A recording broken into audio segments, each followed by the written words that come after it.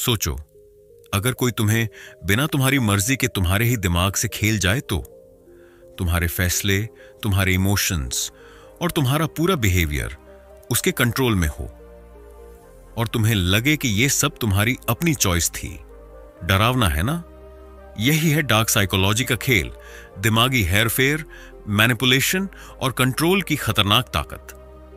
Joseph Griffith की किताब dark psychology secret एक ऐसा आईना दिखाती है जहां इंसान की असली कमजोरी खुलकर सामने आती है।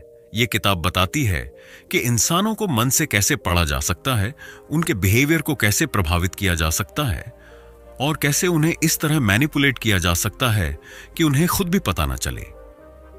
ज्यादातर लोग सोचते हैं कि उनका दिमाग और उनकी चॉइस सिर्फ उनकी अपनी होती है, लेकिन हकीकत इससे बिल्कुल उलट है। हर रोज तुम्हारे आसपास ऐसे लोग मौजूद हैं जो पर्सुएशन, ब्रेन वॉशिंग और माइंड कंट्रोल जैसी टेक्निक इस्तेमाल करके तुम्हें उसी दिशा में धकेलते हैं जहां वो चाहते हैं। चाहे वो कोई पॉलिटिशियन हो, सेल्समैन हो या फिर तुम्हारे आसपास का कोई शख्स। यह किताब एक अल्टीमेट गाइड है जो बताती है कि डार्क साइकोलॉजी को समझकर कैसे तुम खुद को इन ट्रैप से बचा सकते हो और अगर चाहो तो दूसरों को इन्फ्लुएंस करना भी सीख सकते हो। यह किताब सिर्फ ट्रिक्स नहीं सिखाती, बल्कि इंसानी दिमाग की गहराई में उतरकर असली मैनिपुलेशन का राज खोलती है। Chapter 1, the hidden side of human nature. तुम सोचते हो कि इंसान हमेशा लॉजिक और दिमाग से फैसले लेता है? अगर हां, तो तुम सबसे बड़ी गलतफहमी में जी रहे हो। असलियत यह है कि इंसान का 90% व्यवहार दिमाग से नहीं, बल्कि दिल और डर से कंट्रोल होता है और यही इंसान की सबसे बड़ी कमजोरी है।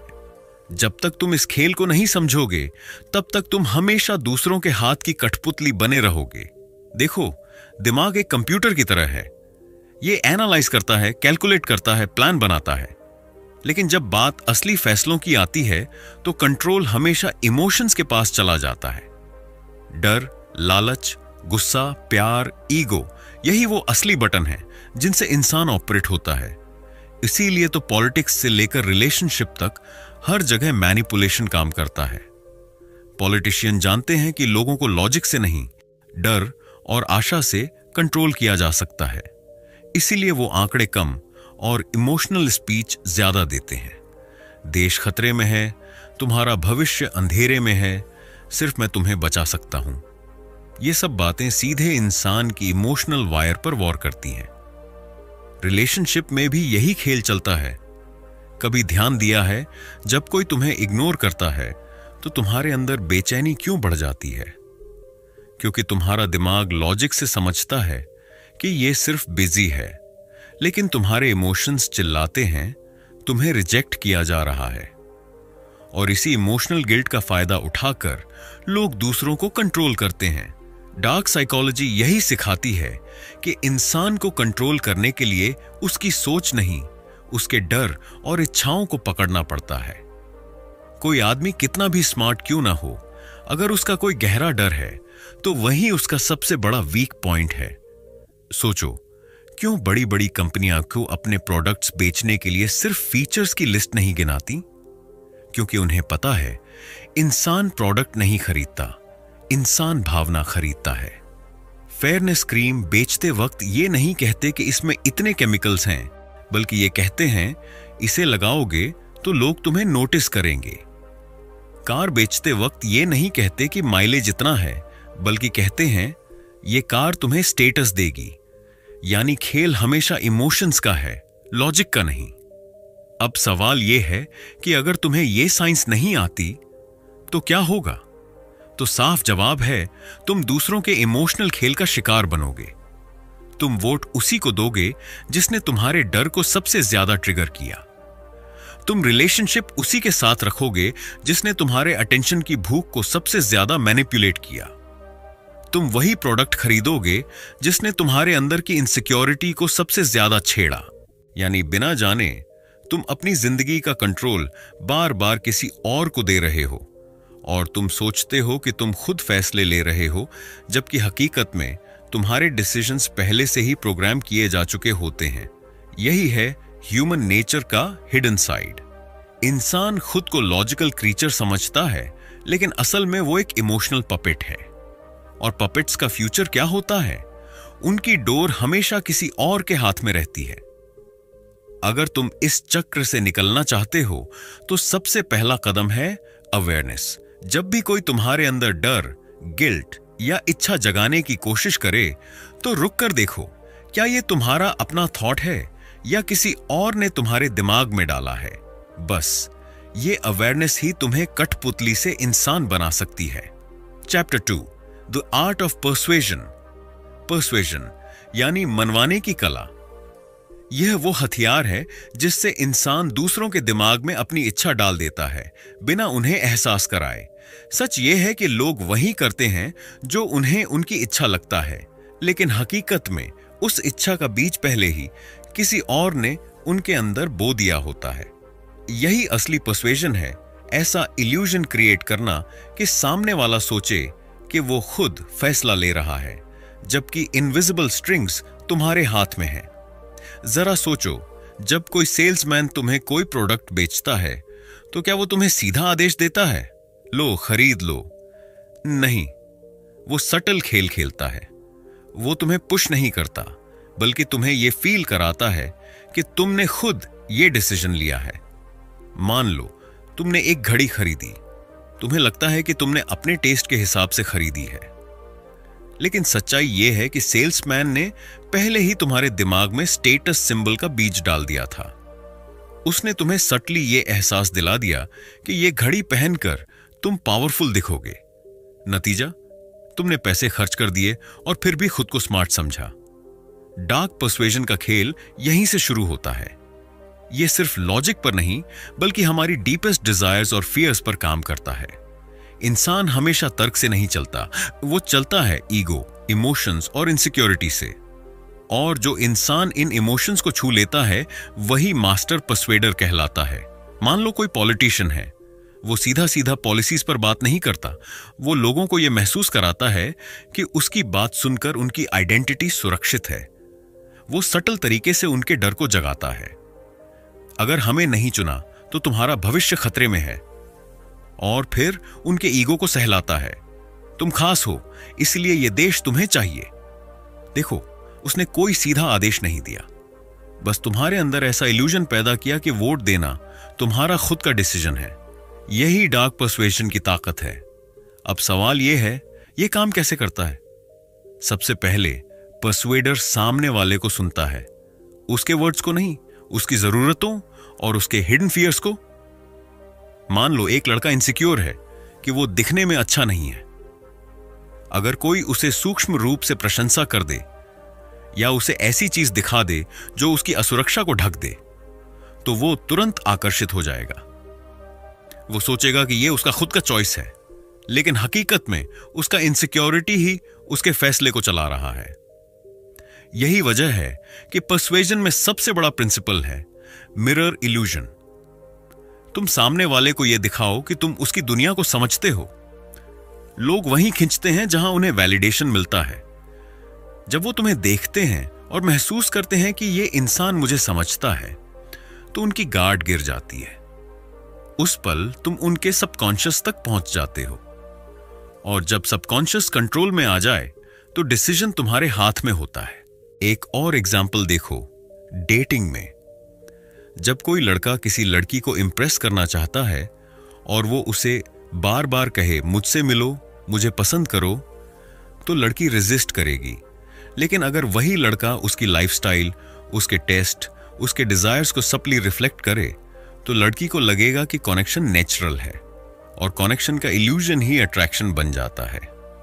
पर्सुएजन का असली जादू यही है, सामने वाले को यह इल्यूजन देना कि वो फ्री चॉइस कर रहा है, जबकि असल में उसकी चॉइस पहले ही डिजाइन की जा चुकी है। अब एक ब्रूटल ट्रूथ, ज्यादातर लोग पर्सुएजन के शिकार बनते हैं क्योंकि उन्हें अपनी ही साइकोलॉजी समझ में नहीं आती। उन्हें लगता है कि वो स्मार्ट हैं, लॉजिकल हैं, लेकिन सच ये है कि हम सभी मैनिपुलेट होते हैं। ब्रांड्स हमारे डिजायर्स कंट्रोल करते हैं, लीडर्स हमारे फियर्स कंट्रोल करते हैं, और लोग हमारे ईगो को टच करके हमें अपने हिसाब से चलाते हैं। डार्क पर्सुएजन तुम्हें यह सिखाती है कि इंसानों को समझने का खेल उनके दिमाग से नहीं, उनके दिल और वीकनेस से होकर जाता है। और जब तुम ये सीख जाते हो तो पावर तुम्हारे हाथ में आ जाती है। तो याद रखो, प्रेरणा लाउड नहीं होता, ये इनविजिबल होता है। ये सामने से धक्का नहीं देता बल्कि पीछे से खींचता है। और जब तक सामने वाले को एहसास हो तब तक वो तुम्हारे जाल में पूरी तरह फंस चुका होता है। Chapter 3, manipulation tactics. मैनिपुलेशन कोई जादू नहीं है, ये कोई ब्लैक मैजिक स्पेल्स या तंत्र मंत्र नहीं है। ये तो साइकोलॉजी का सर्जिकल यूज है, दिमाग और दिल पर ऐसा प्रहार जो तुम्हें यह महसूस कराए कि तुम अपने फैसले खुद ले रहे हो, लेकिन असलियत में तुम्हारे इनविजिबल स्ट्रिंग्स किसी और के हाथ में हैं। मैनिपुलेटर तुम्हें गिल्ट, प्रेशर और कंफ्यूजन में फंसाता है ताकि तुम वही करो जो वो चाहता है। और सबसे खतरनाक बात, तुम्हें यह तक नहीं पता चलता कि तुम मैनिपुलेट हो रहे हो। देखो, टॉक्सिक रिलेशनशिप्स का सबसे कॉमन खेल। कोई कहता है, अगर तुम सच में मुझसे प्यार करते हो तो ये सैक्रिफाइस करोगे। मतलब तुम्हारे इमोशंस को तुम्हारे ही खिलाफ यूज करना। तुम्हारा प्यार, तुम्हारी लॉयल्टी, तुम्हारी ऑनेस्टी, सब कुछ एक वेपन में बदल दिया जाता है। ये प्योर मैनिपुलेशन है। वर्कप्लेस में भी यही होता है। बॉस बोलता है टीम की ग्रोथ के लिए एक्स्ट्रा काम करना पड़ेगा, पर सच ये है कि उस बॉस की नजर में तुम बस एक फ्री लेबर हो। वो तुम्हारी एम्बिशन और इनसिक्योरिटी दोनों को ट्रिगर करता है। एम्बिशन ये कि शायद मेहनत करने से प्रमोशन मिल जाए, इनसिक्योरिटी ये कि अगर मना कर दिया तो जॉब खतरे में पड़ सकती है, और इस दोहरी मार में तुम हर बार हाँ बोलते हो। मैनिपुलेटर का सबसे डेंजरस वेपन है इमोशनल ब्लैकमेल। कभी गिल्ट ट्रिपिंग, इतना सब किया है तुम्हारे लिए और तुम ये छोटा सा काम भी नहीं कर सकते। कभी फियर, अगर तुमने ये नहीं किया तो मैं तुम्हें छोड़ दूंगा। कभी ऑब्लिगेशन, याद है जब मैं मुसीबत में था तो तुमने हेल्प मांगी थी, अब तुम्हारी बारी है। ये टैक्टिक्स तुम्हें केज में बंद कर देती हैं, और वो केज सबसे घातक है जिसमें दरवाजा खुला है, लेकिन तुम बाहर निकलने की हिम्मत ही नहीं कर पाते। रियलिटी ये है, मैनिपुलेशन कभी सामने से अटैक नहीं करता, ये हमेशा पर्दे के पीछे से खेला जाता है, और असली डैमेज वहीं होता है, तुम्हारे कॉन्फिडेंस पर, तुम्हारे डिसीजन मेकिंग पर, तुम्हारी आइडेंटिटी पर। धीरे धीरे तुम खुद को खोने लगते हो, क्योंकि हर चॉइस किसी और की इच्छा से तय होती है। अब सवाल यह है, तुम इस मैनिपुलेशन को पहचानोगे कैसे? सिंपल टेस्ट है। जब भी तुम कोई बड़ा फैसला ले रहे हो, रुककर खुद से पूछो, क्या मैं ये काम अपनी इच्छा से कर रहा हूं या किसी गिल्ट, डर या प्रेशर की वजह से? अगर जवाब गिल्ट, डर या प्रेशर है तो समझ लो तुम किसी और की पपेट बने हुए हो। और याद रखो, मैनिपुलेटर कभी तुम्हें जबरदस्ती मजबूर नहीं करता, वो तुम्हें स्लीप पुश करता है ताकि तुम्हें लगे ये तुम्हारी खुद की चॉइस है। लेकिन सच्चाई ये है कि तुम्हारा दिमाग हिजैक हो चुका है। इसलिए अगर तुम जिंदगी भर किसी और की पपेट नहीं बनना चाहते तो इमोशनल ब्लैकमेल को सबसे पहले पहचानो, क्योंकि एक बार पहचान लिया तो उसका असर आधा खत्म हो जाता है। और जैसे जैसे अवेयरनेस बढ़ती है वैसे वैसे मैनिपुलेशन की जंजीरें टूटने लगती हैं। Chapter 4, mind control techniques. Mind control सुनकर तुम्हें लगेगा कि यह तो किसी साईफाई मूवी की कहानी है। कोई साइंटिस्ट मशीन लगाता है, तुम्हारे दिमाग में चिप डालता है और तुम्हारे विचार कंट्रोल करता है। लेकिन सच्चाई इससे कहीं ज्यादा डरावनी है। माइंड कंट्रोल सटल है, चुपचाप काम करता है और तुम्हारे साथ हर दिन होता है। जरा सोचो, एडवर्टाइजिंग को ही लो।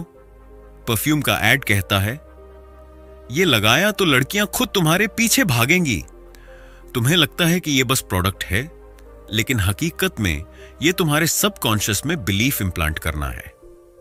अब जब भी तुम वो परफ्यूम देखते हो, तुम्हें लगता है अट्रैक्शन का सीक्रेट यही है, यानी तुम्हारे दिमाग का सॉफ्टवेयर हाईजैक हो चुका है। माइंड कंट्रोल हमेशा 3 स्टेप्स पर चलता है। पहला स्टेप, रिपीटिशन। किसी भी मैसेज को बार बार रिपीट करना। तुमने गौर किया होगा, वही ऐड बार बार आता है। पहली बार तुम इग्नोर करते हो, दूसरी बार तुम्हें अजीब लगता है, तीसरी बार तुम सोचते हो शायद इसमें कुछ सच्चाई होगी। यही दिमाग का लूप है। अगर कोई बात बार बार सुनाई दे तो तुम्हारा ब्रेन मानने लगता है कि यह सच है, चाहे वो झूठ ही क्यों ना हो। दूसरा स्टेप, अथॉरिटी। अगर वही बात कोई रैंडम आदमी कहे तो तुम शक करोगे, लेकिन अगर वही बात कोई एक्सपर्ट, डॉक्टर, सेलिब्रिटी या पावरफुल इंसान कहे तो तुम इंस्टेंट बिलीव कर लोगे। यह पावर ऑफ अथॉरिटी है। क्यों टूथपेस्ट के एड में डेंटिस्ट आता है? क्यों फेयरनेस क्रीम में सेलिब्रिटी बोलता है कि मैं इसी वजह से सक्सेसफुल हूं? क्योंकि तुम अथॉरिटी को चैलेंज नहीं करते। तुम्हारा ब्रेन ऑटोमेटिकली सोचता है अगर यह बड़ा आदमी कह रहा है तो सच होगा। तीसरा स्टेप, सोशल प्रूफ। सब लोग कर रहे हैं तो तुम भी करो। नेटफ्लिक्स पर कोई शो ट्रेंडिंग हो गया, अचानक सब लोग देखने लगते हैं। इंस्टाग्राम पर कोई ट्रेंड वायरल हुआ, तुम भी उसमें कूद जाते हो। क्यों? क्योंकि तुम्हें लगता है कि मेजॉरिटी गलत नहीं हो सकती। लेकिन सच यह है कि मेजॉरिटी खुद मैनिपुलेशन का शिकार है और तुम भी बिना सोचे उनके पीछे चल पड़ते हो। अब ध्यान से देखो, ये तीनों टेक्निक्स हर जगह हैं। नेटफ्लिक्स तुम्हें वही कंटेंट पुश करता है जो तुम्हें एडिक्टेड बनाए। इंस्टाग्राम तुम्हें वही रील्स दिखाता है जो तुम्हें घंटों स्क्रॉल करवाए। पॉलिटिक्स तुम्हें वही स्पीचेस सुनाता है जो तुम्हारी इमोशंस को ट्रिगर करे। रिलीजन तुम्हें वही बातें बार बार सुनाता है ताकि तुम ब्लाइंडली फॉलो करते रहो। माइंड कंट्रोल का सबसे खतरनाक हिस्सा यह है कि तुम्हें लगता है कि तुम फ्री हो। तुम सोचते हो कि तुम्हारे डिसीजंस तुम्हारे अपने हैं, लेकिन सच यह है कि तुम्हारा दिमाग पहले से प्रोग्राम्ड है। तुम्हें लगता है कि तुम्हें वही शर्ट पसंद आई जो तुमने खुद चुनी है, लेकिन उस शर्ट के ऐड ने महीनों पहले तुम्हारे दिमाग में एक बीज बो दिया था। आज जब तुमने वो शर्ट देखी तो तुमने सोचा यही सही है। और यहां सबसे बड़ा झूठ यह है, माइंड कंट्रोल हमेशा विजिबल नहीं होता। कभी कभी ये तुम्हारे परिवार से आता है, ये मत करो, लोग क्या कहेंगे। कभी कभी सोसाइटी से आता है, तुम्हें इसी तरह जीना चाहिए। कभी कभी खुद तुम्हारे दोस्तों से आता है, सभी यही कर रहे हैं, तू भी कर। और धीरे धीरे तुम्हारी आइडेंटिटी डिसॉल्व हो जाती है। तुम सोचते हो कि तुम यूनिक हो, लेकिन असल में तुम प्रोग्राम्ड हो। अब सवाल यह है, इससे बचा कैसे जाए? पहला स्टेप है अवेयरनेस। हर बार जब तुम्हें कोई मैसेज बम्बार्ड करे, पॉज करो और पूछो, यह मेरे लिए क्यों बार बार रिपीट किया जा रहा है? दूसरा स्टेप है अथॉरिटी को ब्लाइंडली फॉलो करना बंद करो। कोई कितना भी बड़ा आदमी हो, उसकी बात को चैलेंज करो। तीसरा स्टेप है भीड़ की मानसिकता से बाहर निकलो। सोशल प्रूफ सिर्फ ट्रैप है। मेजॉरिटी अक्सर मैनिपुलेशन का शिकार होती है। माइंड कंट्रोल से बचने का तरीका यह नहीं है कि तुम खुद को दुनिया से डिस्कनेक्ट कर लो।